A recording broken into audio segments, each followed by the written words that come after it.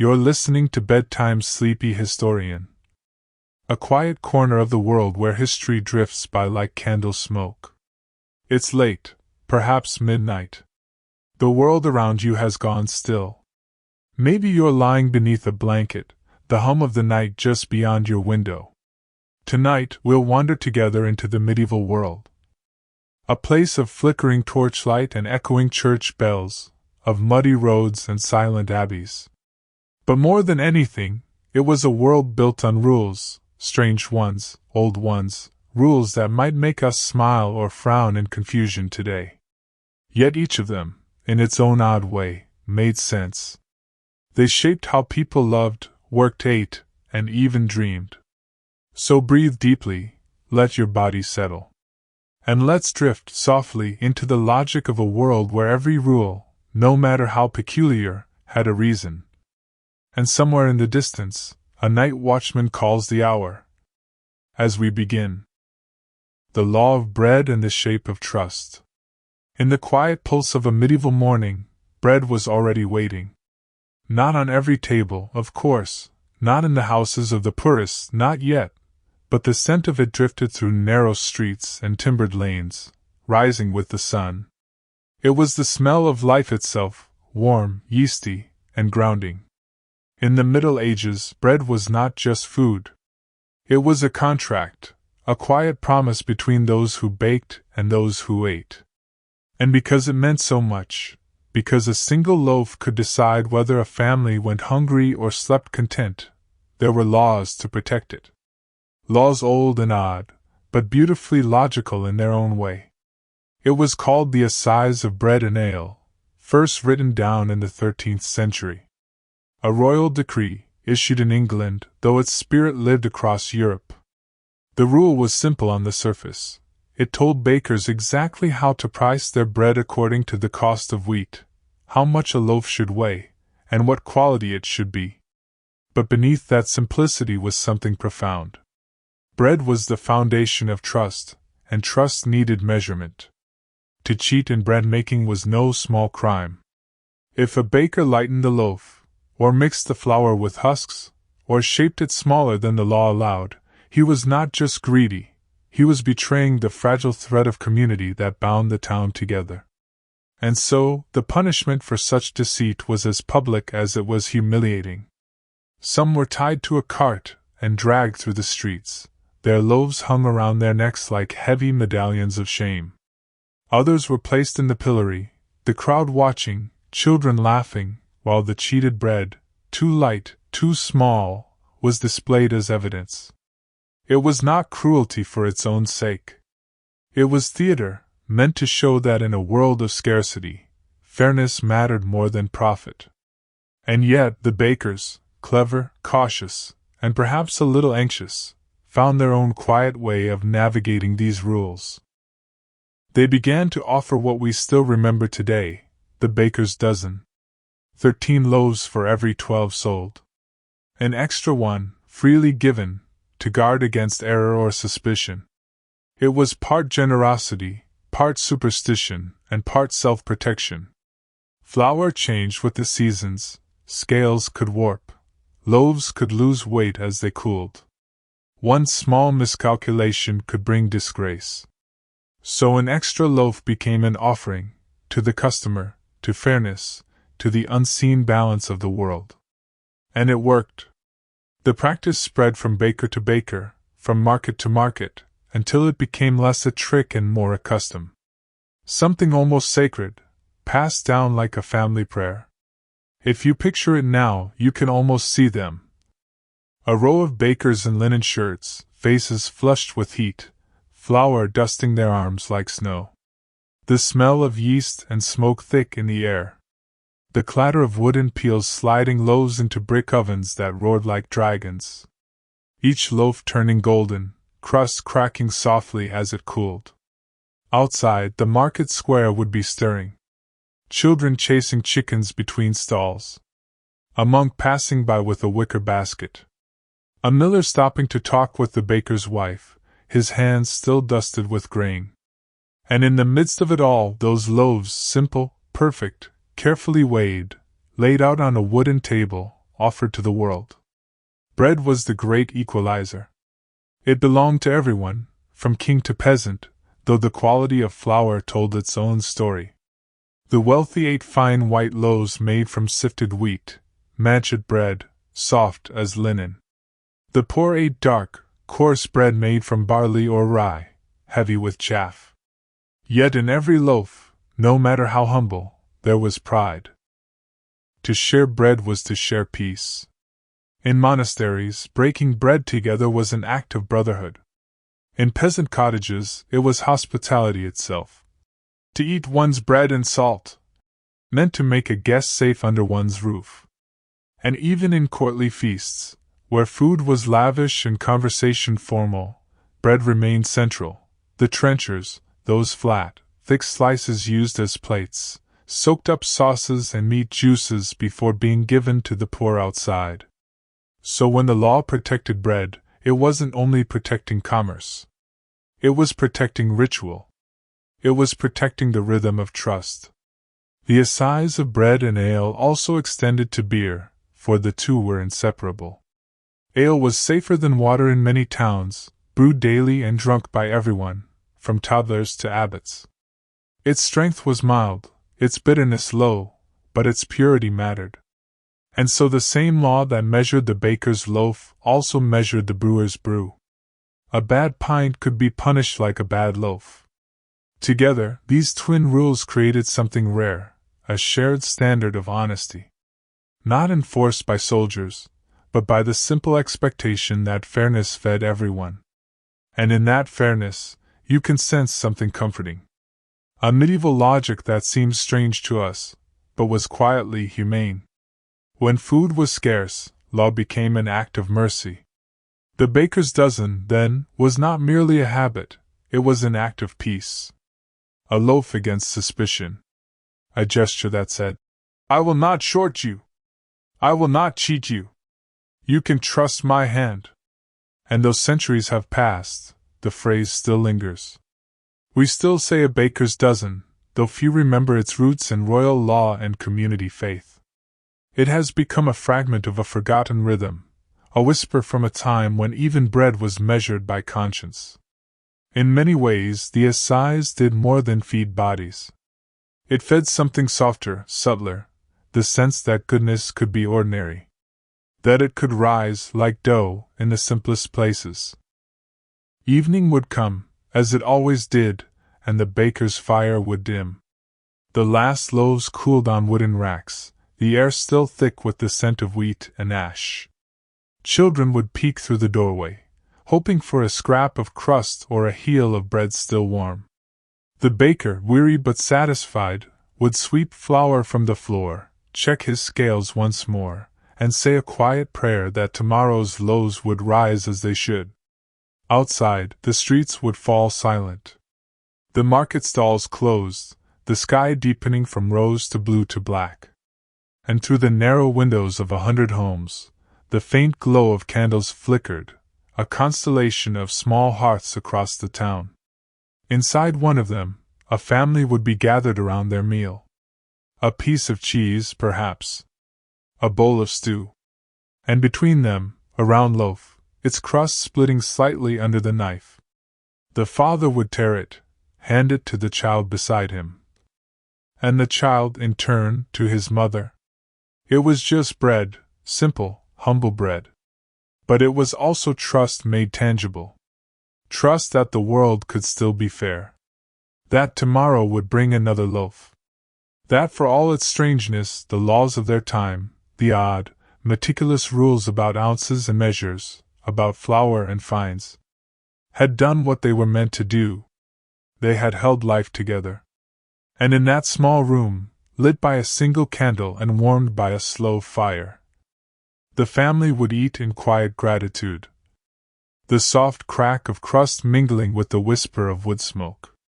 And in the background, the hearth kept crackling. The rule of shoes and the status of feet. If you were to walk down a medieval street, soft earth beneath your shoes, the smell of tallow and wood smoke in the air, you might notice something strange about people's feet. Some wore shoes that looked sensible and plain, stitched from coarse leather and blackened by the road.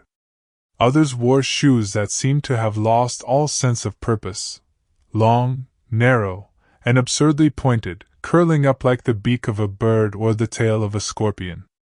These were polaines, the fashion of the wealthy and daring. Shoes so long they had to be stuffed with moss or straw just to hold their shape, so elaborate that men tied the ends to their knees with ribbons to keep from tripping. And, naturally, there were rules about them. In the late 14th century, as these pointed shoes grew longer and longer, some stretching past half a foot, even a full one, laws were written to curb their excess. A nobleman, it was said, might wear a shoe with a point 2 inches long. A knight slightly less. A merchant or clerk shorter still. A peasant, of course, was meant to wear whatever his labor demanded, boots thick and round, good for fields, not for dancing. At first, these rules might sound silly, even comic. But they came from a deep instinct, the need to make visible order. The Middle Ages was a time when one's place in the world was seen not as something to earn, but as something one wore. Clothing, color, material, even the length of a shoe's toe, all of it formed part of an unspoken code that told others who you were, what you were allowed to desire, and what you were expected to respect. So when fashion threatened to blur that order, when a merchant began dressing like a noble, or a craftsman's son strutted through town with shoes more suited to a lord's court, it unsettled the quiet logic of society. The sumptuary laws, as they were called, stepped in to restore the lines. They were not unique to shoes, of course. There were laws about silk, velvet, and gold thread. About fur, feathers, and jewels. About how many buttons a sleeve might have, or how wide a hat brim could spread. Each rule, precise and peculiar, served a single purpose: to remind people of who they were. In an age before passports or surnames, before identity was something written, clothing was identity. It told stories at a glance. So when a law declared that only knights might wear a certain kind of spur, or only barons might own ermine, it was not pettiness, it was a form of language. A vocabulary of class and ritual, meant to make sense of a crowded, fragile world. And yet, even as kings and priests tried to legislate fashion, the human spirit found its little loopholes. A peasant might stitch an extra flap onto his shoe for decoration, calling it protection. A merchant's wife might line her sleeves with hidden silk, unseen but sweet to the touch. People obeyed, but always with a wink. The laws themselves became part of the game. They set the boundaries within which creativity could bloom. And within those boundaries people played. Imagine, for a moment, a cobbler at his bench in a narrow workshop. The walls smell of oil and hide. Scraps of leather hang from nails, and the floor is scattered with curls of shorn sole. By the door, a small candle flickers, sending shadows across his hands. He cuts, he stitches, he hums a low tune. He knows his customers, who can afford what, who must appear humble, who will risk a fine for a fashionable point. He makes his measurements in whispers, his craft a balance between obedience and art. When the town's bailiff passes by, he nods respectfully, and keeps his head down. But when the door closes and no one's watching, he might allow himself a small indulgence. A slightly longer tip on a shoe for a young man courting a girl. A smoother piece of hide for a lady who pays in smiles rather than coin. In his quiet way, the cobbler becomes a negotiator of class, a maker of social symbols. Every shoe he crafts is not just leather, it's a statement. And for the people who wore them, the act of lacing or buckling those shoes each morning carried its own quiet ritual. To step into one's shoes was to step into one's place in the world. To feel the pinch of hierarchy beneath the arch of the foot, the weight of law with every step. For the rich, the point of a polaine was elegance, a way of saying, "I do not walk the muddy fields." For the poor, the blunt sturdiness of their boots was its own kind of truth. I do not need to pretend. And so the road itself became a map of class. In the city, you could tell a person's fortune by the sound of their footsteps. The soft patter of fine soles on stone. The heavy tread of nailed boots. The shuffle of bare feet in the dust. To our modern eyes, it seems a cruel division, but within it, there was also comfort. People knew the rules. They could read the world through its patterns. Certainty was precious in a time of plague, famine, and faith. When a noble passed, peasants stepped aside, not merely out of fear, but because the system itself was a form of stability. Everyone's place was visible. Everyone's role was known. And for all its rigidity, that visibility gave life a strange kind of peace. A sense of belonging within boundaries, of beauty contained. As night fell, the cobbler would close his shutters and rest his hands. The day's shoes would be lined up by the wall, some broad and muddy, some narrow and polished, some so extravagant they looked like small creatures waiting to crawl away. He would sigh, stretch, and sit by the fire with his wife, the smell of wax and leather clinging to his sleeves. Outside, footsteps still echoed faintly on the cobblestones. A drunkard stumbling home from the tavern. A night watchman calling the hour. Perhaps a cat brushing against a shutter. And somewhere down the lane, a noble's servant passed, the delicate click of his master's long shoes marking his importance with every step. The cobbler listened, smiled to himself, and turned to the fire. The laws might change, he thought. Kings might rise and fall. But there would always be shoes to make, and people to wear them. Shoes that carried not just bodies, but stories. Shoes that said, in silence, who a person believed themselves to be.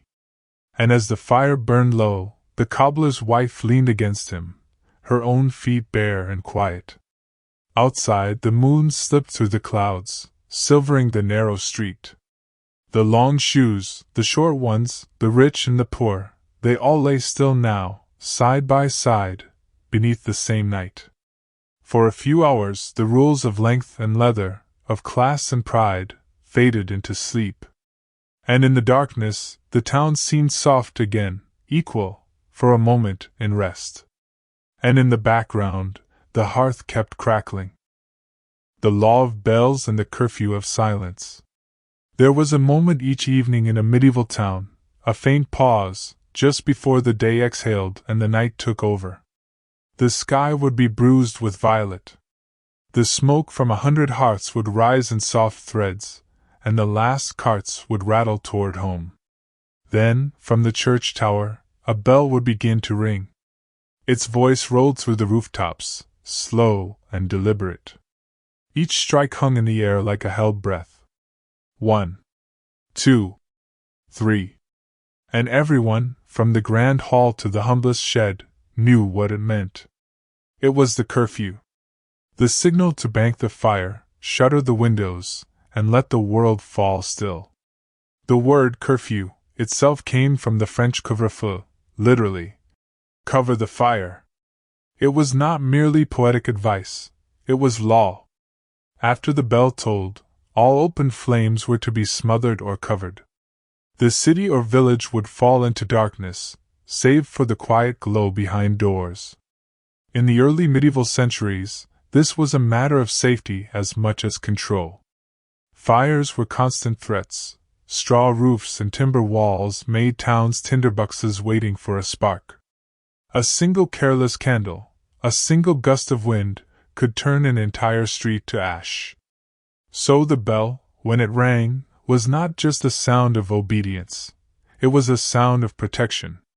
But as centuries passed, it became more than that. It became a symbol of time's authority.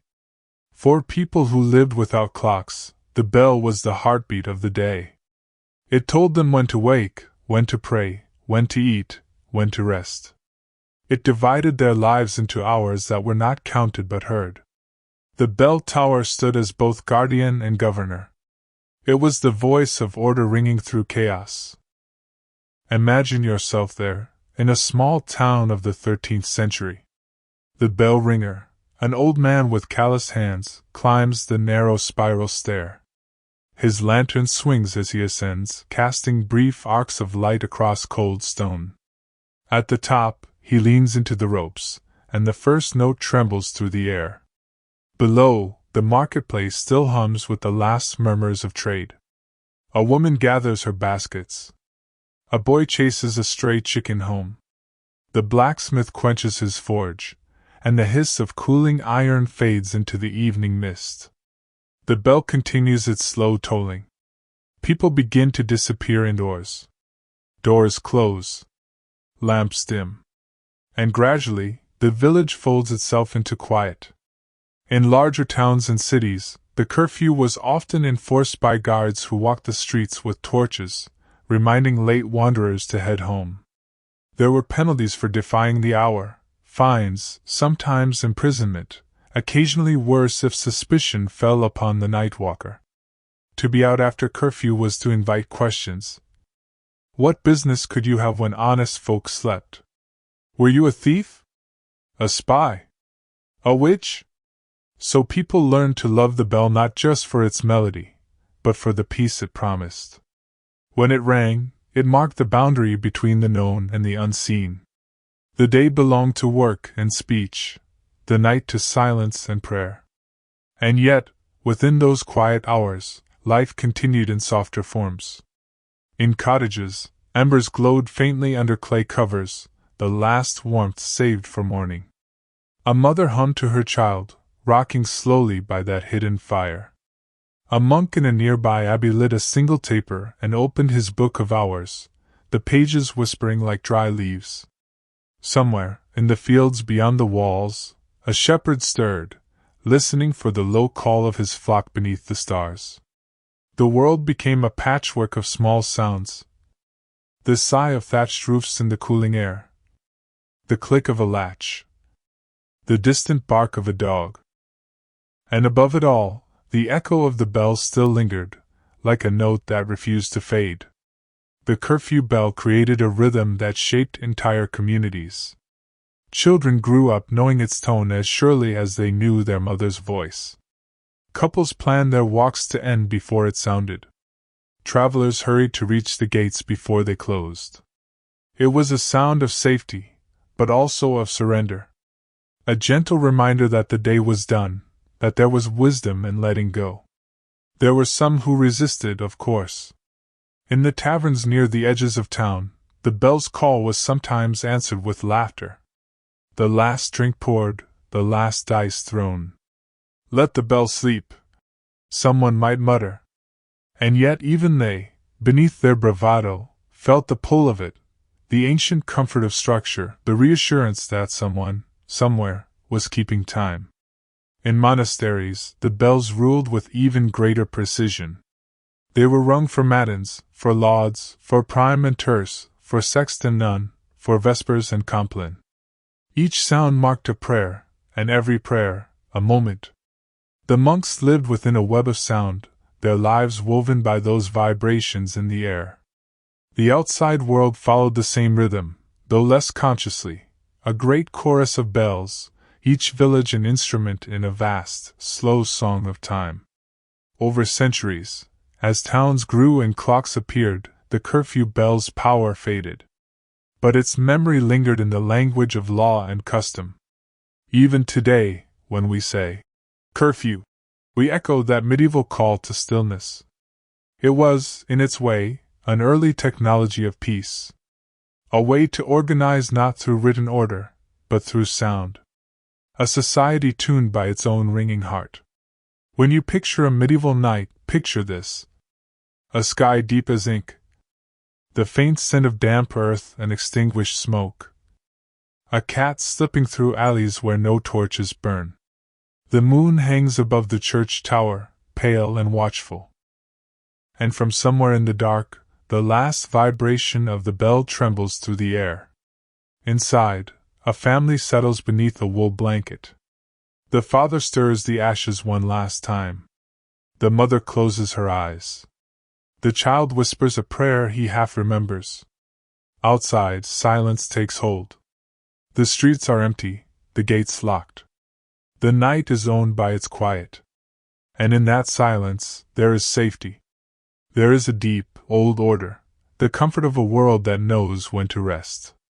The bell, silent now, has done its work. It has told the town to sleep. And so it does. And in the background, the hearth kept crackling.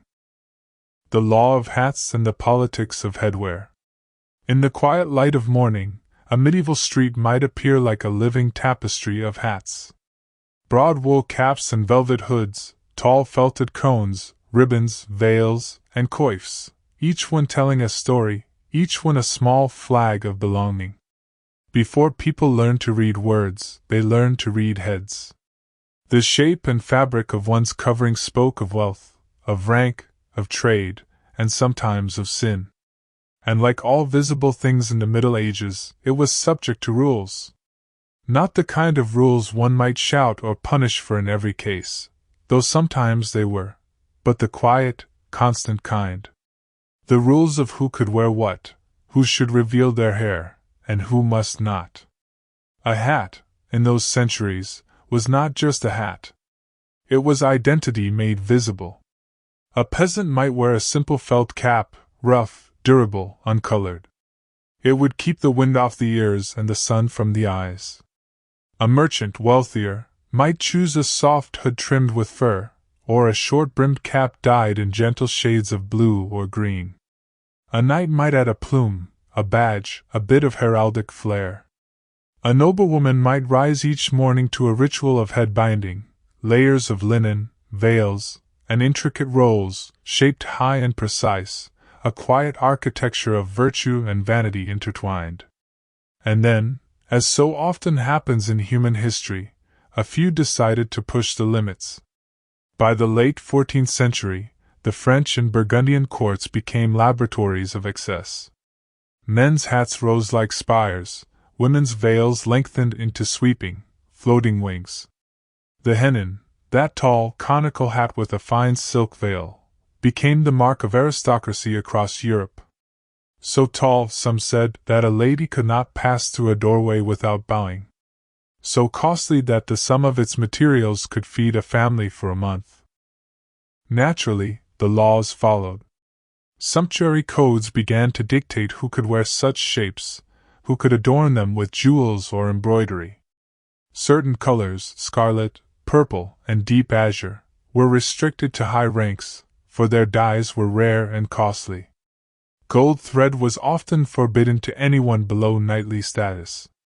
And veils, though seemingly harmless, became symbols of moral standing as much as wealth. A woman who wore a veil of fine silk might be mistaken for nobility, unless she was accused of pride. A woman who refused to cover her hair could be seen as impure, even rebellious. In medieval towns, morality itself was often measured in layers of fabric. But beneath all this control, the human instinct for decoration persisted. The rules only sharpened the imagination. Imagine, for a moment, a cloth merchant's stall in a bustling town square.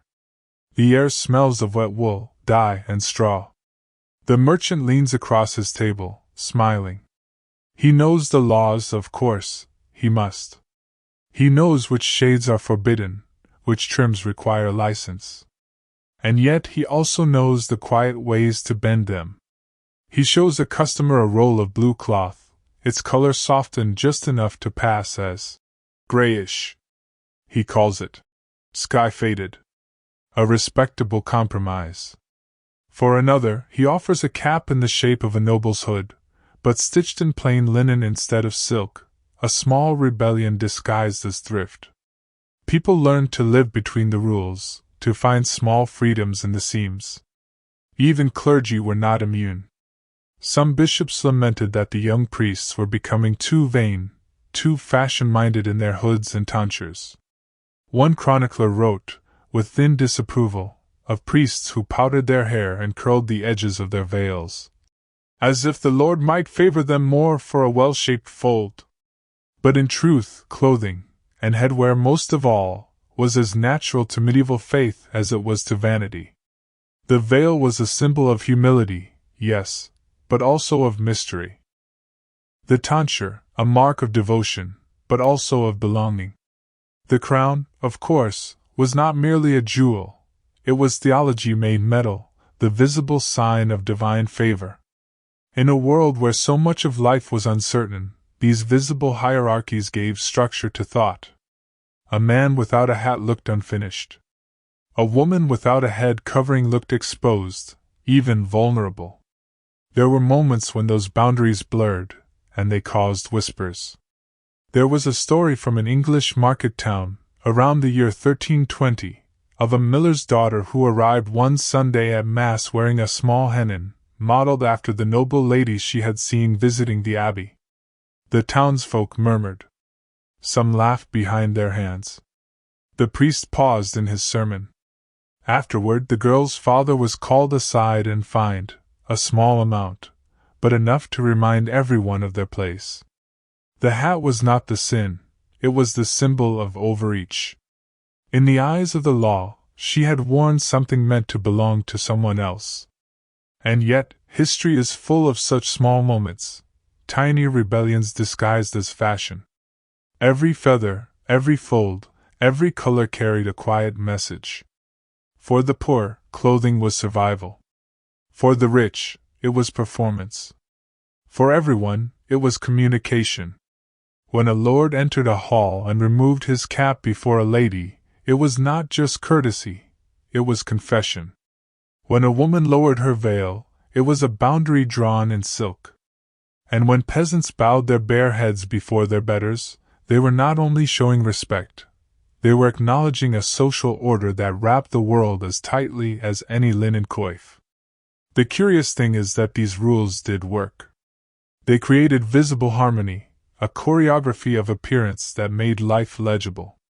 A stranger could enter a town and know, at once, who to greet, who to avoid, who might command, and who might obey.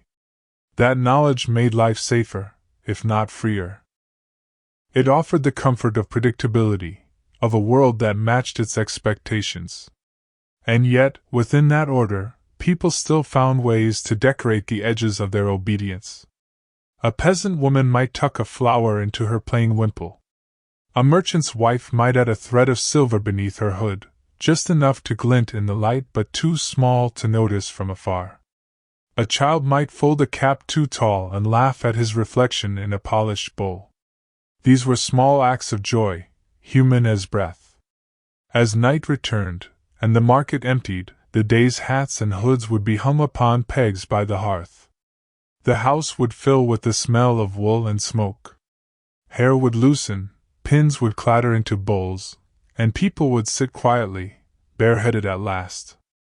There is a strange intimacy in the act of uncovering. It marked the end of performance, the beginning of rest. Outside, the streets would fall dark, the last gossip fading with the curfew bell. In the stillness, you might imagine those hats, resting like sleeping birds, each one holding the day's warmth. The noble's jeweled hennin, the peasant's cap, the monk's hood, each with its own small dignity, its own quiet story. And in that equality of rest, the rules seemed softer, almost kind. Because, for a few hours, no one needed to wear their place in the world. And in the background, the hearth kept crackling. The rule of windows and the watching of streets. If you walk through a medieval town in your mind, slow your steps and look closely at the windows. They are not like ours, no wide panes of clear glass, no broad views to the horizon. Most are narrow, irregular slits or small round holes covered in horn, old parchment, or thin slices of mica. Some houses have no windows at all, only shutters to open during the day, to let in light and gossip in equal measure. Windows were, in the Middle Ages, not just openings, they were statements. And, as with so many things, there were rules about them. The first rule was about light. In many towns, the right to have a window facing the street was controlled by law. Not every home was allowed to overlook the public way. The more important your household, the greater your right to daylight. Merchants, artisans, and clerks might have a small, latticed window on the upper floor, enough to watch the street below, but not so large as to seem proud. Nobles, of course, had windows in number, arched and decorated, their glass tinted with faint hues, like trapped sunlight. But even they were bound by custom. A window could not, by law, look directly into another's house. To do so was considered a form of intrusion, an invasion of privacy long before the word existed. It was said that a man's hearth is his castle, and thus his windows were his walls. But it was also said that a window tells the truth of its owner. The poor kept them small, both for warmth and modesty. The rich kept them wide enough to see and be seen. And in between, there lived a great middle class of watchers, people who leaned on their sills to observe the life below, not quite participants, but not quite apart. From those windows, life unfolded like a play. The fishmonger shouting his morning price. Children running past with slates and sticks. A friar with his basket, a beggar with his bowl. All of it moving, all of it narrated silently by eyes behind shutters. And behind every shutter, a story. A widow, too proud to gossip aloud, listens with her elbows on the sill. A tailor's wife hums as she sews by the light, glancing up now and then to see who walks with whom. A scribe's apprentice sneaks a look at the baker's daughter, as she sets loaves to cool on the outer ledge. The town was a living theater, and the windows were its boxes. But there were deeper reasons for these rules, too, reasons of fire and faith and fear. Windows, in their simplest form, were weaknesses. They let in thieves, smoke, and sometimes spirits. To sleep near an open window was thought unwise. Cold air was called night poison. And too much openness was a kind of moral danger, an invitation for temptation or envy to slip through. So many slept behind thick shutters, or with small holes left ajar only for air. The outside world was meant to be seen, but not fully entered after dark. In monasteries, windows followed sacred geometry. Their height and width were dictated by rules of proportion, symbols of divine order. Light was seen as the breath of God, entering through design. A monk could tell you how the shape of a window mirrored the structure of a psalm, its rise, its rest, its fall. To open or close one was not merely a task, but a moment of quiet prayer. In towns, however, the laws around windows could also be practical. In some places, you were forbidden to build a new window on a side wall if it overlooked another's property, unless the neighbor agreed. Privacy was precious, and suspicion always near. A careless or curious glance could lead to an argument that lasted generations. Yet people did look. They could not help it. Imagine a narrow street in Bruges, or York, or Florence. The walls rise close, and above, from opposite windows, two women speak across the gap. They have known each other since childhood. They exchange words about the weather, about the bread, about the illness that carried off the cooper's son. The distance between them is small, the space intimate. A loaf might be passed on a string. A secret might be whispered through the air. Such scenes were common, even tender.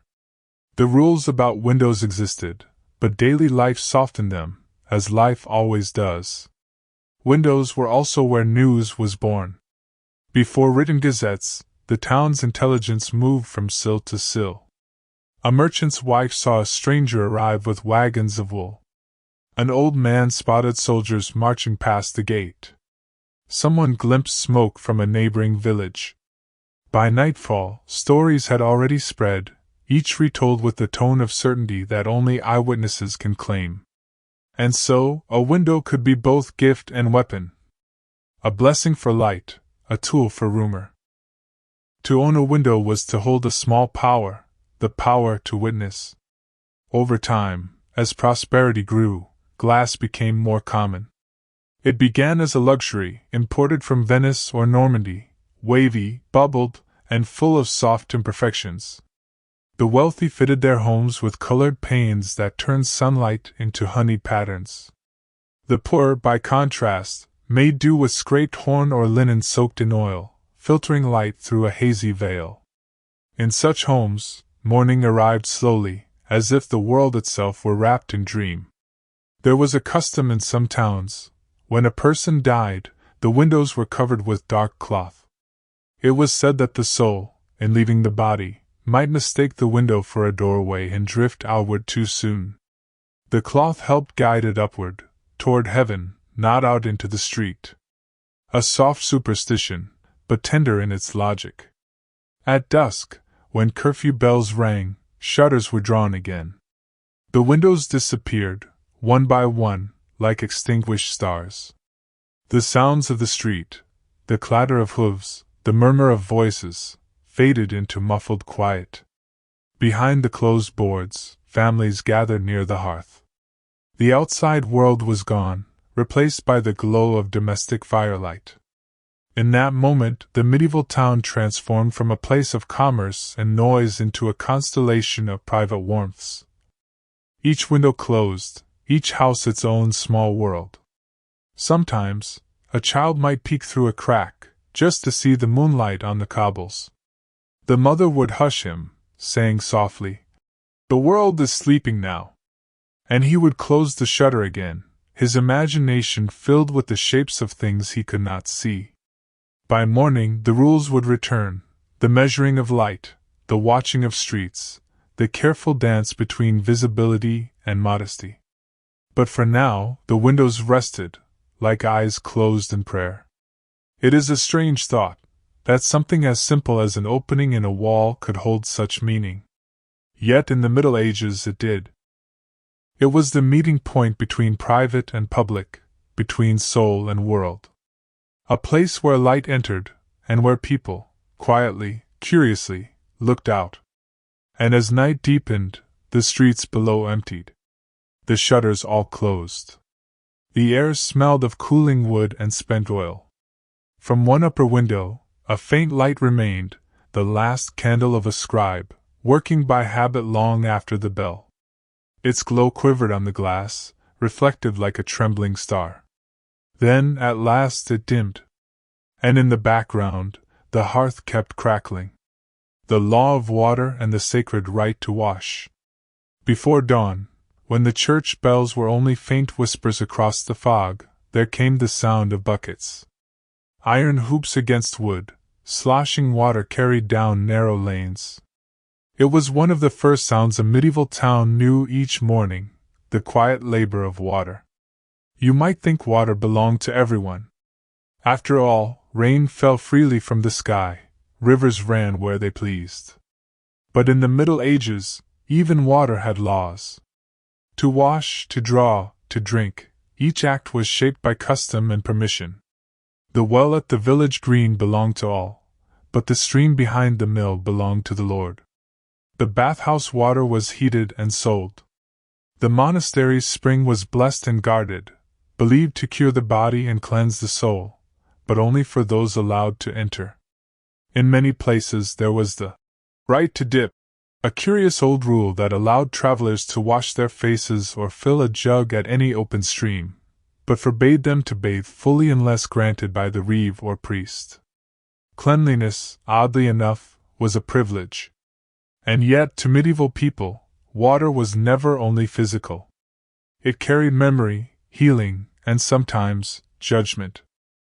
A mother would wash her baby in warmed rainwater, whispering a charm against fevers. A smith would cool his tools in a trough, murmuring a line from a psalm to prevent bad luck. A farmer would sprinkle the first furrows with water from the church font, hoping for gentle rain and good wheat. Every droplet was half mundane, half sacred. It is said that when monks built a new abbey, their first act after laying the foundation was to find the water source. They would walk the land with divining rods, or sometimes simply pray and wait for a spring to reveal itself. Once found, it was named blessed, and bound to the monastery's rhythm: water for the kitchen, for the scriptorium's ink, for the washing of hands before prayer, and for the ritual baths before great feasts. In some monasteries, they even had a bell called the aqua signum, rung before washing, to remind the brothers that even so simple an act was an offering. To wash one's hands was to prepare the spirit. To pour water was to echo the creation of the world itself. The lay people, watching from outside the cloisters, developed their own ceremonies. In villages, it became a custom to wash one's face at dawn on Easter morning, in the nearest stream. The water was said to be newly blessed by the rising sun. Girls would rinse their hair in it, hoping for beauty and good fortune. Farmers would dip their hands and touch their tools, for strength and steady harvests. Even the sick were brought to it, wrapped in wool, to feel a moment's purity before the day began. But for all its holiness, water was also cause for trouble. It flooded fields, spread disease, and started disputes that lasted decades. Records tell of neighbors suing each other over drainage ditches, or over whose cows had muddied the shared stream. Some towns even had water juries, small councils that inspected rivers, judged pollution, and fined bakers or tanners who poured waste into the flow. To foul a public stream was not just a crime against cleanliness, but a sin. Water, being God's mirror, was to be kept pure. In larger towns, fountains and conduits became symbols of pride. Citizens paid taxes to maintain them, and guards were sometimes posted to protect the flow. It was considered an insult, even treasonous, to cut or block a conduit pipe. So serious was the offense that one English charter declared, "Whosoever pollutes the king's water shall be cast into it." And yet not everyone had access to these civic marvels. The poor still drew from shallow wells, or caught rain in barrels. They carried it home in wooden pails, their arms aching by the time they reached the hearth. In winter, they broke ice to drink. In drought, they walked miles. For them, washing was not daily, but ritual. A face at sunrise, a hand before eating, a bath perhaps once a month if fortune allowed. Soap was rare, but ashes and herbs did the work well enough. A bit of sand, a scrap of linen, and patience, that was all most could spare. Still, they believed in the power of washing. Not for fashion, but for balance. To be clean was to be calm. To be unclean was to invite chaos, both earthly and divine. When the plague years came, water took on a new kind of terror. Some said washing opened the pores to sickness. Others said it warded it off. Bathhouses emptied then filled again, depending on which rumor carried the day. In the panic, old water laws were suspended, and many simply went to the river by night, to pray, to cleanse, or to weep. Even so, the idea of sacred washing survived. Pilgrims washed before approaching a shrine. Executioners washed after their duty was done.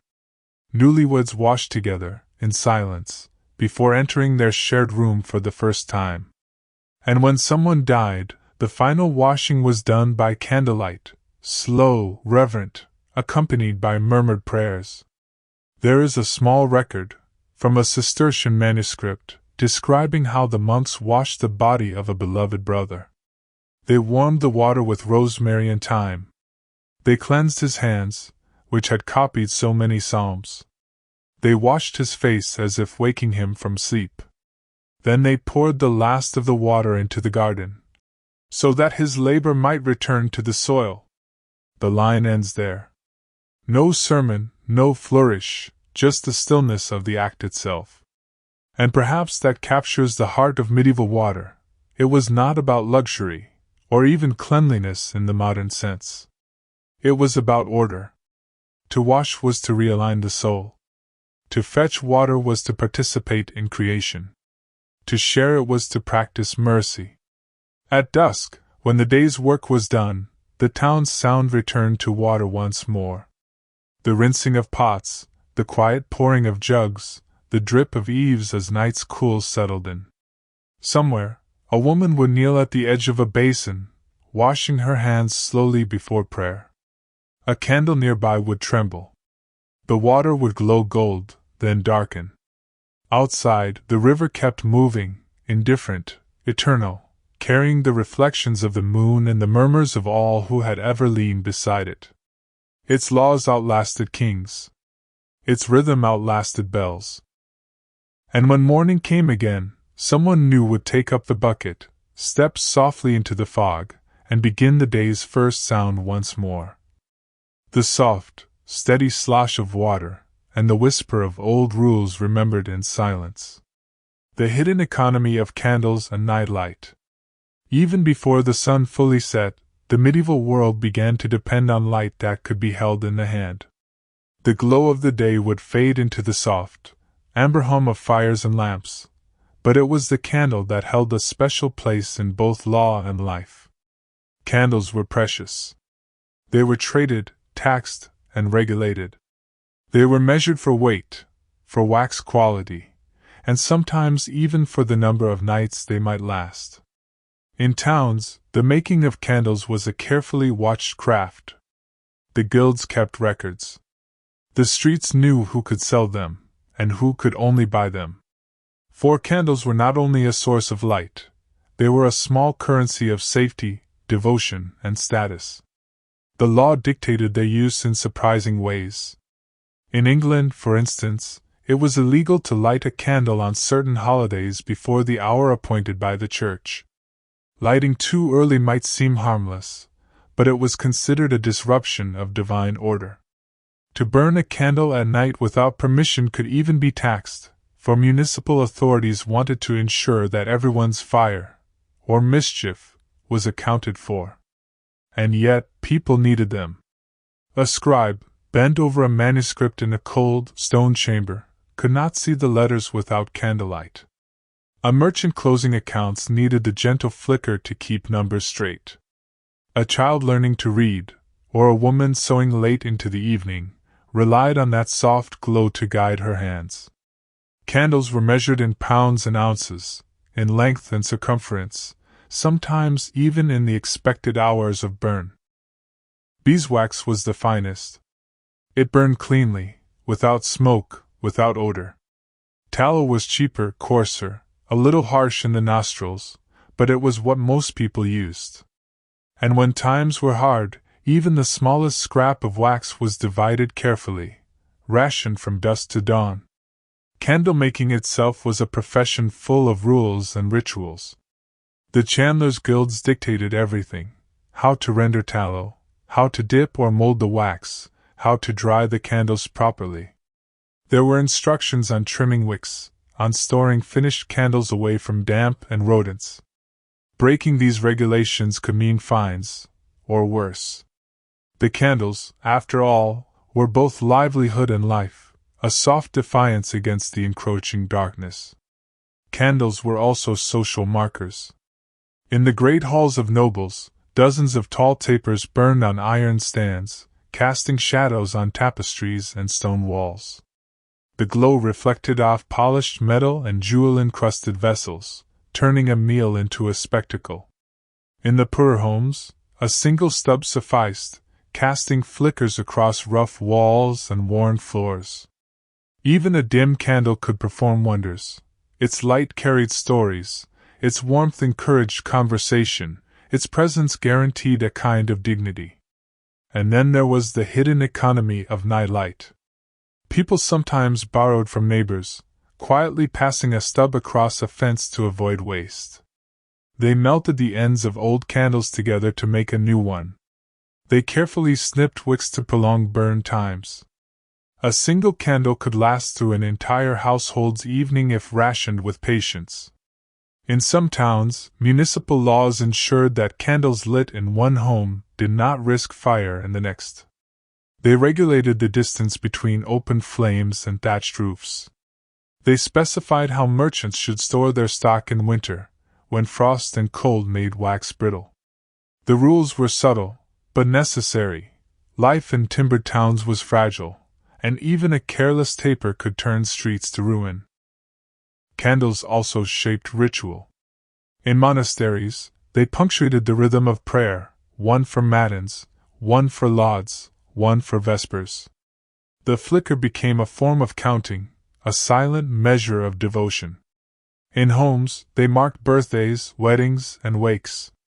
They were the light in which letters were read, secrets whispered, and thoughts recorded. Some candles were even considered protective. Placing a candle in a window on certain nights could ward off evil spirits or signal neighbors that all was well. The glow became a language of safety, hope, and presence. Imagine, if you will, a winter evening in a medieval town. The sky is a dense gray-black, wind rattling the shutters. A woman carries a small stub to her chamber, the candle trembling in her hand. The child follows, rubbing cold cheeks, hoping the wax will last long enough for a story. The husband returns from the market, his coat streaked with mud. He leans over the fire, warms his hands, and watches the light dance. Outside, the streets are dark. The only illumination comes from a distant lamp in the square, or from a single candle flickering behind a shutter. The town breathes softly. It moves, but slowly, as if it knows that night is sacred, and that the fragile glow of candlelight is a small miracle in itself. And so people treated it with care. They avoided unnecessary lighting. They respected the candle as both utility and symbol. Even in times of scarcity, the candle endured. During sieges, during plagues, during famine, wax and tallow were treasured more than silver or spice. People preserved stubs, melted scraps, and traded small pieces in secret. Each flame was a fragile victory over darkness. And there was poetry in it, too. One chronicler described a candle in a widow's window. Though small, it shone across the street, a witness of hope, a guardian of quiet souls. And another, in the scriptorium, wrote of the candle that lasted through the night, guiding a monk's hand as he copied psalms for centuries yet unborn.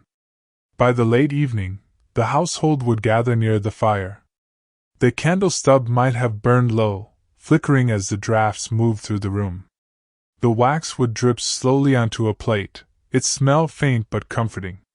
Hands would reach toward it, not to snuff it, but to draw warmth from its gentle glow. And somewhere nearby, a child would fall asleep, soothed by the soft trembling of light, by the quiet certainty that the world was measured, predictable, and safe for now. Outside, the streets were empty. Windows were shuttered. The town lay under frost or fog or calm darkness. The candle inside, fragile though it was, carried the day into night. Its light was law, ritual, and comfort all at once. It told people when to stop, when to rest, when to reflect. And it reminded them, softly, that even the smallest flame could matter. And in the background, the hearth kept crackling. The law of laughter and forbidden games. In the quiet heart of a medieval town, not every sound was allowed. The streets and halls were governed not only by laws of trade, of shoes, of water, but also by the subtler rules of voice and play. To laugh, to sing, to play, these were not merely pleasures, they were sometimes offenses. Medieval law treated noise as both social order and moral measure. A jest could be harmless, but it could also disrupt peace, stir envy, or insult a neighbor. A song might be innocent, or it might conceal rebellion. And so laughter itself was watched, measured, and occasionally restricted. Imagine a cobblestone lane in mid-morning. A group of children chase each other around the market stall, their feet raising tiny clouds of dust. They laugh and shout, oblivious to the rules of the town. Nearby, a baker shakes his head, counting loaves, calculating what must be sold by noon.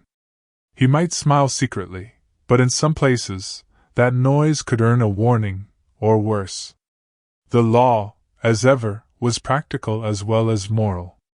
Noise could signal danger, a fire, a thief, or an approaching army. It could disrupt work. Merchants needed quiet for accounts, apprentices needed silence for delicate tasks. And it could disturb sleep, curfew bells aside, townsfolk depended on rest for survival. But the regulation of laughter extended beyond practicality. Church authorities were often concerned with the morality of amusement. To laugh at the wrong moment, during prayer, at a funeral, or in the presence of a dignitary, was considered sinful. Even games were not innocent. Dice, cards, and ball games could be forbidden at certain times, particularly if they encouraged idleness, gambling, or impiety. Some villages had strict ordinances forbidding throwing stones or running in the streets, as it could injure property or people. And yet, people laughed anyway. They laughed in secret, behind shutters and walls, in courtyards and alleyways. They laughed because laughter is a thread of human life that cannot be fully severed. And they found subtle ways to play: a hand game, a whispered joke, a card hidden in a sleeve, a marble rolled quietly across the floor. Games, like laughter, were regulated with attention to hierarchy.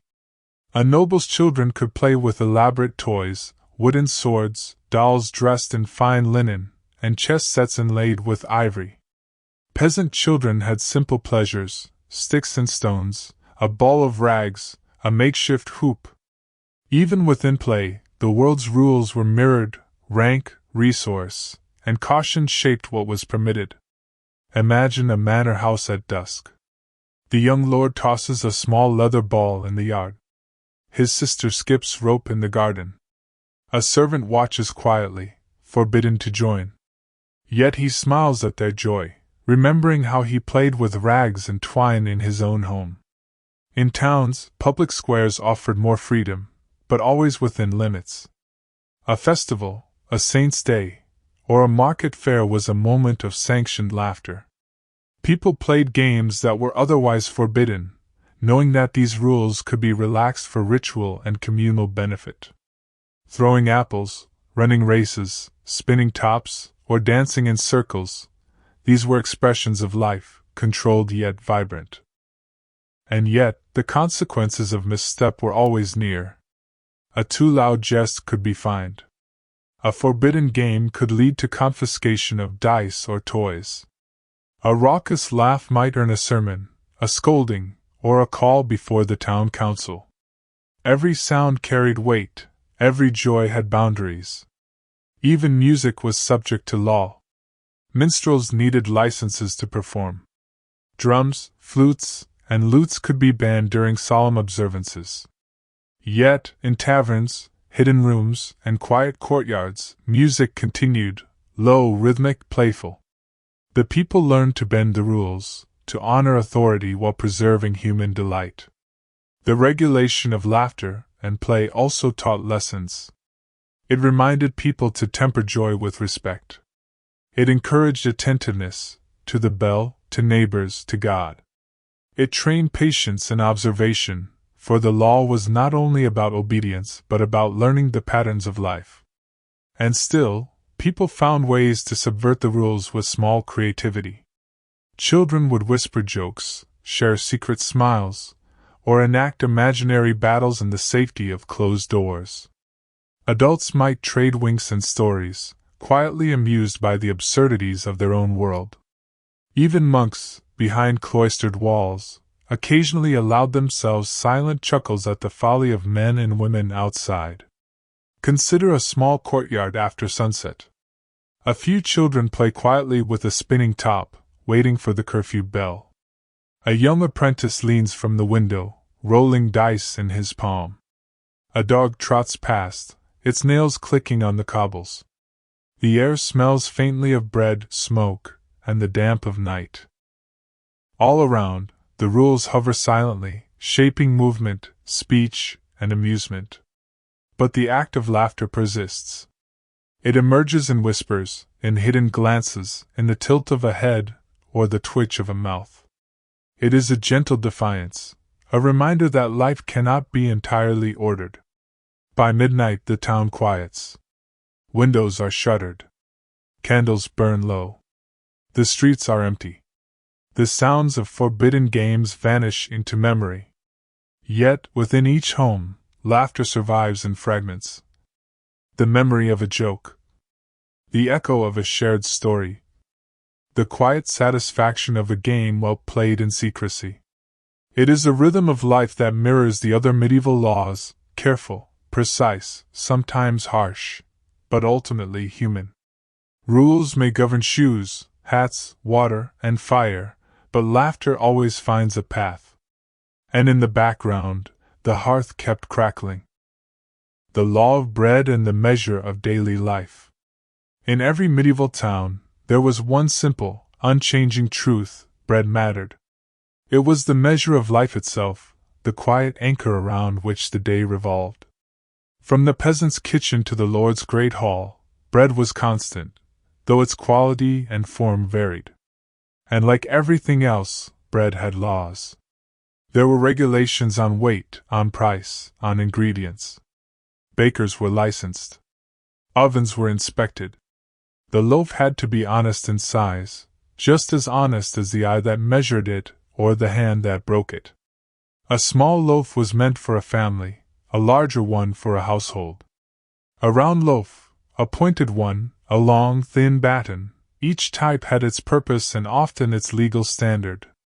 To sell a loaf too small was a crime. To cheat with flour, to add too much bran or too little yeast, could bring fines or public shaming. Some towns even displayed loaves on scales in the market, so all could see justice measured in bread. Imagine, for a moment, the baker's day. Before dawn, he wakes to stoke the fire, to sift the flour, to knead the dough. His hands are flour-streaked, his sleeves rolled, his muscles aching. The oven waits, its mouth dark and warm, hungry for the dough that will soon rise inside. And yet, every motion is guided not just by habit but by law, the right weight, the proper texture, the shape required by custom. For the medieval world understood that bread was more than sustenance. It was fairness. It was trust. It was community. A loaf sold at the wrong price could unsettle an entire marketplace. A baker who cheated could disrupt the rhythm of a town. Bread connected lives, binding peasant to merchant, mother to child, parishioner to priest. And yet, there was poetry in it too. Even the humblest loaf contained ritual. Dough was kneaded with fingers like a prayer. Salt was sprinkled carefully, almost reverently. The rising bread smelled of patience and warmth. And when it baked, the oven whispered its own slow, rhythmic hymn. Bread also told stories of wealth and scarcity. A loaf of fine white flour might be a luxury in winter, a sign of prosperity. A coarse, dark loaf of rye or barley spoke of harder times. During famine, bread became both ration and reminder, its weight a measurement of survival. And yet, even in scarcity, there was creativity, herbs added for taste, nuts for texture, honey for sweetness. In towns, bread was communal. The oven itself might be shared. Families took turns bringing dough to bake. Neighbors watched the timing, checked the fire, whispered advice. And when the loaf was finally pulled from the heat, its aroma traveled down streets and through alleys, a quiet signal of life continuing. The law of bread extended to its consumption, too. There were rules about dividing it at table, especially in the presence of clergy or nobles. A loaf might be broken in a certain pattern. Each person had a portion, either too little nor too much. Even the act of breaking it, slow and deliberate, became a ceremony of fairness and respect. In monasteries, bread carried spiritual significance. It was blessed, often before every meal. It was shared with the poor, with travelers, with the sick. Its breaking mirrored the Eucharist, echoing a deeper sense of sustenance beyond the body. Outside the cloisters, in towns and villages, bread had its own daily rhythm. At dawn, the baker set the first loaves to rise. By mid-morning, the market smelled of warmth and yeast. By evening, families returned from labor to find their daily bread waiting, soft in the hand, solid in its promise. Bread also bore witness to the seasons. Spring brought new wheat, fine and tender. Summer produced harvests that made loaves taller and more abundant. Autumn's flour was hardy and strong, able to withstand winter's chill. Winter bread was dense, sometimes coarse, often mixed with what little else could be spared. Each loaf was a marker of time, a soft, edible calendar that passed from hand to hand. And when misfortune struck, the law of bread acted as both protection and discipline. Bakers who hoarded flour could be fined. Bakers who undermeasured were publicly humiliated. The scales, set in the town square, were impartial judges. Even children learned the importance of weight, measurement, and honesty by watching bread being sold and divided. Bread, in a way, became a teacher. It taught patience, responsibility, and fairness. It connected one generation to another, one neighbor to the next. And it reminded everyone that the simplest things, the slow rising of dough, the crackle of crust, the warm aroma filling a room, were as valuable as gold. Imagine a small house at dusk. The hearth glows red. The baker's apprentice sets a fresh loaf on the wooden table. The family gathers, each hand reaching slowly for a piece. A mother breaks the bread in half, her fingers warm and steady. The child smiles at the soft interior. The father nods, tasting the crust, feeling its warmth against his lips. Outside, the town is quiet. Windows are shuttered. The curfew bell has long since tolled. But inside, the simple act of breaking bread keeps the rhythm of life steady. Bread measures more than meals. It measures trust, community, survival. It carries the smell of fire, the texture of grain, and the weight of law. It reminds everyone, silently, that life is not only lived but shared. And in the background, the hearth kept crackling. The gentle order of night and the promise of sleep. As the sun slipped beneath the horizon, medieval towns and villages transformed in ways both visible and unseen. The warmth of daylight faded, leaving a soft chill that crept through streets and across rooftops. Shutters closed, fires were stoked, and the laws of night took over, quietly, like a conductor raising a hand over a sleeping orchestra. Night, in the Middle Ages, was carefully ordered. It was governed by curfews, by watchmen, and by the subtle rhythms of daily life. Lanterns and candles burned in measured quantities. Windows were shuttered or slightly ajar. The town bell tolled at set hours, guiding workmen, merchants, and citizens to pause, to breathe, to rest. Even the soundscape was regulated. No loud cries, no carts rattling unnecessarily, no sudden music. Noise was considered dangerous at night, capable of drawing unwanted attention or awakening fears of misfortune. Yet within these limits, life continued, quiet, gentle, and mindful. People had learned that night was not simply the absence of day. It was a presence itself, with its own customs and rituals. In cottages and halls, families prepared for sleep in the same way they prepared for law, deliberately, consciously, with attention to small detail. The hearth was central. Its warmth was measured, its fire tended carefully to last through the hours. A glowing ember offered both heat and security. To fall asleep without it was to invite discomfort. To fall asleep with it well tended was to honor the gentle rhythms of life. Candles, too, played a part.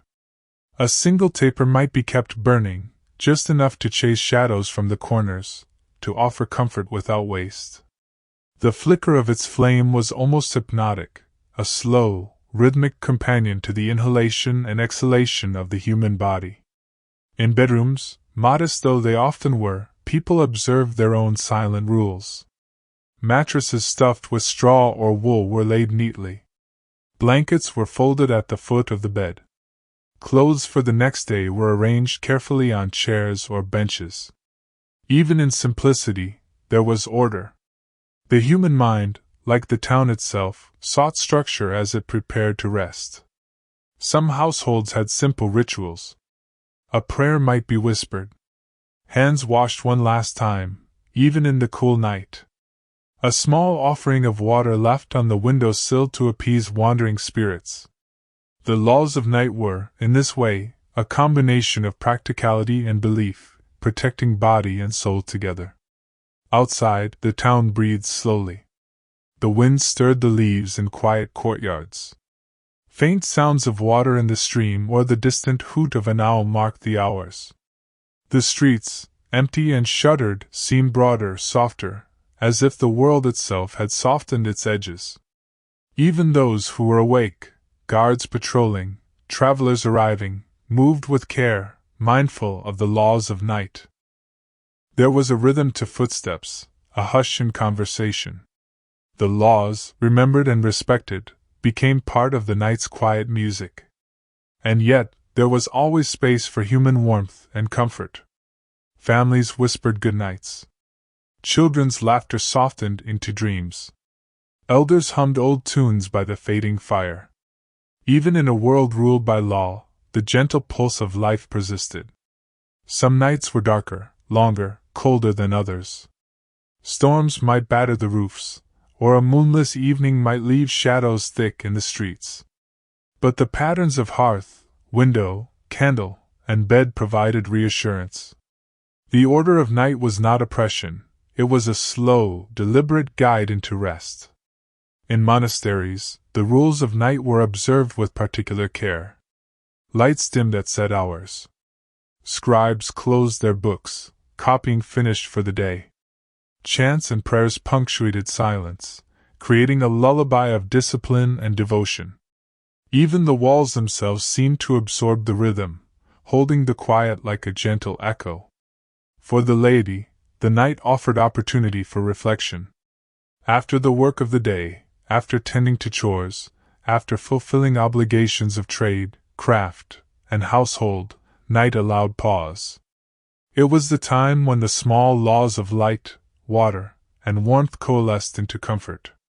The town, the family, and the individual moved together in gentle alignment, ready to rest and renew. Sleep itself was considered a duty. To rest was to preserve strength, to honor the divine order, to prepare for the tasks of tomorrow. Insomnia or neglect was sometimes blamed on sin or folly. And so, in the quiet of evening, people gave themselves over to the slow descent into dreams, guided by habit, by hearth, and by ritual. Imagine a modest room, straw mattress, woolen blanket, a candle stub flickering. A child's eyes grow heavy. The mother hums softly. The father folds his hands across his chest, eyes closing. The fire crackles steadily. Outside, the wind murmurs against the shutters. All is measured, all is calm. The laws of day, of work, bread, water, hats, laughter, fade into the background. Night's laws, of silence, warmth, protection, take over. And in that soft surrender, there is a quiet freedom. A freedom of mind, of body, of imagination. Even the smallest household gestures, unnoticed by anyone outside, carry meaning. A cat curling near the hearth, a jug of water placed by the bed, a final sweep of crumbs from the table, all are small acknowledgments of care and order. Life in the Middle Ages, while seemingly rigid, was full of these quiet harmonies. And when sleep finally comes, it comes gently. It carries with it the lessons of law, the rhythms of day and night, the soft warmth of shared hearths and homes. The world outside pauses. The embers glow softly. The wind whispers, carrying faint scents of smoke, bread, and straw. In this world, as in ours, night is both ending and beginning. It is the time when all rules, all measures, all obligations are folded into quiet memory. It is the slow, gentle preparation for the new day. And as the body relaxes and the mind softens, one can almost hear the distant echo of history itself, rules and rituals, light and water, laughter and bread, all converging into calm, into sleep, into rest. And in the background, the hearth kept crackling. And so, dear listener, we leave the laws of the Middle Ages for now. The rules of hats, Windows, water, laughter, and bread may seem strange, but they were part of a world carefully ordered, patiently lived. As your eyes grow heavy, remember that every small law was tied to life, and every quiet ritual was tied to rest. Sleep well, wrapped in the gentle rhythm of centuries past. May the hearth of history warm you, and may your dreams be calm, steady, and sweet.